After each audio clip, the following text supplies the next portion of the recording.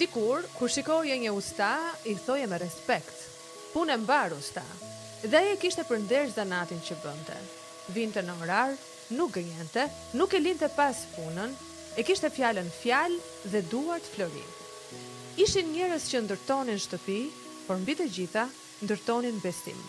Një hidraulik, një elektricist, një bojaxhi, kishin vlerë, sepse kishin zanat dhe nuk turpëroheshin prej tij. Sot mezi gjen një njeri të rregullojë një prizë apo një tub uji.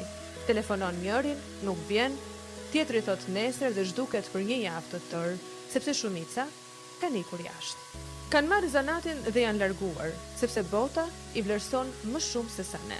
Dhe këtu kemi mbetur ne, që u themi fëmijëve, bëhu ekonomist, bëhu avokat, sepse zanati nuk ka vlerë. Na u duken të rëndomta, tullat, llaçi, veglat e punës, dhe harruam që pa to nuk ndërtohet një jetë normale.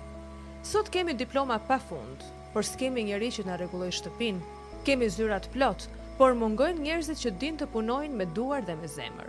E trisht është se zanatet i ulën vet, i bëm njerëzit të dukeshin më pak të vlefshëm, sepse nuk kishin kollare dhe nuk kishin zyrë. Kur në fakt, ai ustai që vinte i lodhur nga puna, mbante familjen me djersë të ndershme dhe nuk i hynte në borxh askujt. Një zanat nuk është turp.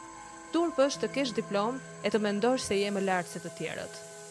Jeta gjithmonë do ta kthej tek njerëzit që dinë të ndërtojnë vetë, të rregullojnë dhe të mbajnë gjallë një botë të tërë. Nëse ti je dikush që ke një profesion, ke shkëlqyer në jetën tënde dhe ke dhënë një kontribut sa të vogël për shoqërinë tonë, atëherë unë të pres në podcast të tregosh historinë tënde. E ja, të japim vlera dhe zë se shoqëria. Rezervo tani.